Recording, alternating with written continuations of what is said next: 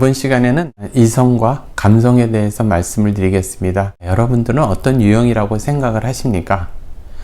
흔히 남자는 좀 이성적이거나 또 이런 특성이 있고, 여자들은 감성적이다. 또 우파는 이성적인 판단을 많이 하고 좌파는 감성적인 판단을 더 많이 한다. 이런 말들에 동의하십니까? 이런 말들은 개인의 차를 보는 것이 아니라 집단의 공통점, 이런 것에 주목하기 때문에 특별히 근거가 있는 말들은 아닙니다. 팩트를 근거로 해서 어떤 증거들과 논리적 관점, 이런 것에 오류가 없는지, 궁극적으로 어떤 말이 맞는지 판단한다면 좀 이성적인 사고를 한다고 볼 수 있겠죠. 저 사람은 마음에 들어. 그리고 저 사람이 말하는 속도나 이미지 이런 것이 참 마음에 들었어. 그래서 저 사람이 하는 말은 맞을 거야. 이런 생각을 한다면 감성적 접근을 하는 거죠. 그런데 이성과 감성이 꼭 구분되어 있지 않다는 결론이 대체적으로 받아들여지고 있습니다. 그러니까 교집합이죠. 자, 보십시오. 여러분들 주식을 사본 적이 있나요? 주식을 사보면은 이성적 판단에 의해서는 많은 사람들이 살 때, 여러분들 사야 되는 일입니까? 사지 않아야 되는 일입니까? 계속 오르고 있고 많은 사람들이 주식을 사고 있습니다. 그럴 때는 사면 안 되는 거죠. 주식시장이 완전히 침체돼서 주식을 사면 안 될 것처럼 사람들이 이야기를 할 때가 있습니다. 그럴 때는 어떻게 해야 되나요? 주식을 사야 되는 거죠. 부동산도 마찬가지죠. 이러한 투자의 법칙, 아주 기본적인 투자의 법칙을 잘 지킨다면은 왜 사람들이 꼭지에서 물리고 그리고 손해를 볼까요? 모든 사람들이 투자에 성공하죠. 살아가는 데 있어서는 감정을 어떻게 조절하느냐입니다. 24시간 잘 참다가도요, 한 30초를 못 참아서 주식을 팔거나 또 365일 잘 참다가 하루를 못 참아서 꼭지점에서 사들일 때도 있고, 이럴 때는 이성이 작동하는 걸까요? 감성이 작동하는 걸까요? 감성과 이성은 교집합처럼 가운데의 공통 부분이고 이렇게 맞물려 있습니다. 이성을 작동하게 하는 힘은 감성이고, 또 그 감성을 제어하게 하는 것은 이성입니다. 어느 부분이 더 강하느냐? 이제 그게 중요한 거겠죠. 진화심리학에서는 이렇게 설명을 합니다. 사람들은 아주 이전에 천둥 번개가 지금 막 도망가고, 다른 동물이 나타나면 도망가고, 감성적 접근이나 즉각 대응을 하는 게 생존에 유리했다고 보는 것입니다. 거짓말을 하더라도 같은 동질 집단에 있는 사람 말을 믿는 것이 생존에 유리했고요. 천둥 번개가 쳤을 때 저게 자연현상이니까 반복되는 저 현상에 있어서 어떻게 하면 되느냐, 이렇게 이성적인 생각을 하는 것보다 얼른 동굴에 피하거나 얼른 숨거나 무서워서 달아나는 사람이 생존에 유리했다는 겁니다. 그것은 태도와 사고의 문제에도 마찬가지입니다. 태도가 사고를 결정하는 걸까요? 사고가 태도를 결정하는 걸까요? 많은 사람들은 사고가 태도를 결정한다고 생각을 합니다. 평상시에 어떤 생각을 하고 있고, 그것 때문에 어떤 태도가 그 이후에 결정이 된다고 하지만, 실제로는 태도를 먼저 결정해 놓고 거기에 이제 사고를 맞추는 경향이 있습니다. 자, 제가 말씀을 드려보겠습니다. 대통령 선거인데 A 후보에 대해서도 사실 잘 모르고 B 후보도 잘 모릅니다. 우연히 봤는데 어떤 사람이 키도 크고 잘생겼습니다. 그 사람이 이제 끌리게 됐습니다.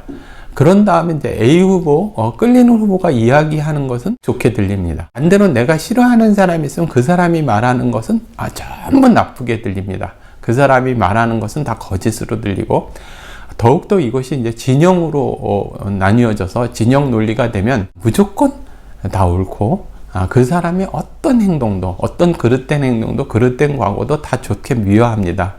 이것은 사고가 태도를 결정하는 것이 아니고 태도가 먼저 결정이 되고요, 거기에 사고를 맞추어 나가는 겁니다. 다른 표현으로는 확증 편향이라고도 이야기를 합니다. 어떻게 보면 모순된 행동을 많이 합니다. 우리가 이해하지 못하는 부분들, 정치 영역에서 저렇게 이렇게 나쁜 사람을 어떻게 저렇게 지지할 수가 있을까? 사회심리학적으로 또 사회학적으로 이렇게 설명을 합니다. 그러면 그릇된 판단이나 신념, 이런 데서 벗어날 수 있는 방법은 어떤 것이 있을까요? 직접적으로 사람들한테 팩트를 보여주고 이런 것이 효과가 있을까요? 그것은 오히려 역효과가 나거나 거의 효과가 없습니다. 그럼 어떻게 하면 고쳐질 수 있을까요? 가장 좋은 방법은 그것이 그릇된 믿음이고 잘못됐다는 것을 본인 스스로 알게 해야 하는 겁니다. 가령 예를 들어서 여자처럼 행동해봐라, 여자처럼 달려봐라. 그러면 아주 조신하게 걷거나 조신하게 행동하는 것을 보여줍니다. 그러고 나서 어린 아이들한테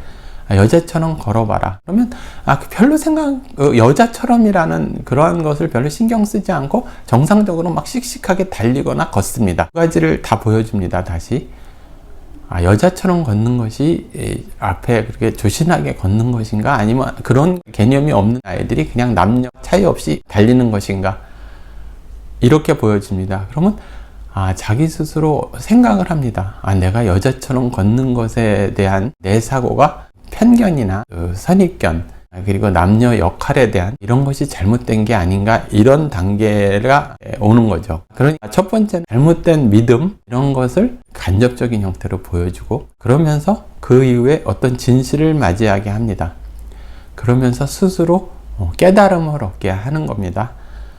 그 이후에 본인이 깨달아지면은 이제 변화가 시작이 되는 겁니다. 많은 부분에 있어서 사람들을 어떤 진영 논리에 갇힌 사람들, 그리고 사이비 종교에 빠진 사람들, 그리고 그릇된 이데올로기에 빠진 사람들, 그리고 선동에 당하는 사람들, 이런 사람들에게 있는 사실을 보여줘도 그것은 별로 효과가 없습니다. 그러나 좀 간접적인 형태로 어떤 사실을 보여주고, 그 다음에 자기가 생각하는 시간을 갖게 하고 깨달음 속에서 나가 되는 겁니다.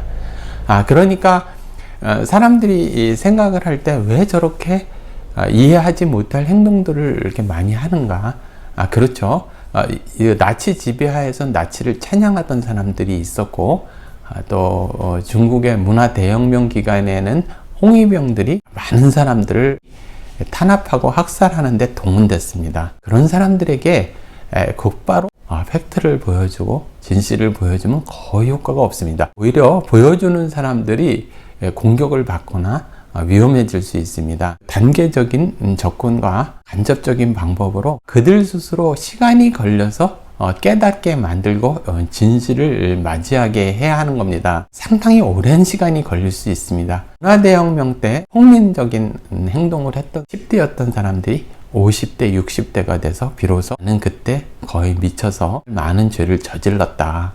나는 그때 정말 내 이웃과 내 부모까지도 무차비 폭력을 행사했고, 나는 그때 왜 그랬는지 모르겠다. 그것을 깨닫는 데에는 상당한 시간이 걸립니다. 사람은 이성적인 존재인 것 같지만 감성이 이성에 영향을 주고, 이성은 다시 감성을 통제하고 상호작용 속에서 이루어지는 겁니다. 그러니까 감성적인 접근만 중요한 것도 아니고요, 이성적인 접근만 중요한 것도 아니고, 이렇게 상호 보완 관점에 있어서 속도를 조절할 필요가 있습니다. 예를 들어서 내가 어떤 의사결정을 한다 이랬을 때 이것은 내가 이렇게 충동적이거나 감성적인 부분인가, 아니면 이성적인 부분인가, 이렇게 해서 종이에다 놓고서 감성적인 부분, 이성적인 부분, 이런 부분을 써보고, 그리고 그 절충점을 찾는 것도 상당히 좋은 방법입니다. 또 그리고 어떤 일에 있어서 바로 반응하기보다는 화가 나는 일이거나 분노가 치미는 일이 있으면 하나, 둘, 셋, 넷 이러면서 10가지 세어보든지, 아니면 눈을 감고 10초 동안에 다른 생각을 한 이후에 표현을 하든지, 이런 것도 좋은 방법 중에 하나입니다. 이성적 판단을 하는 것, 감성적 판단을 하는 것, 어떤 것이 더 좋고 나쁜 것이 아닙니다. 그 두 부분을 잘 적절히 조화할 수 있는 자기의 통제 능력, 그것을 키우는 것이 중요합니다. 그러면 오늘 이렇게 마치겠습니다. 감사합니다.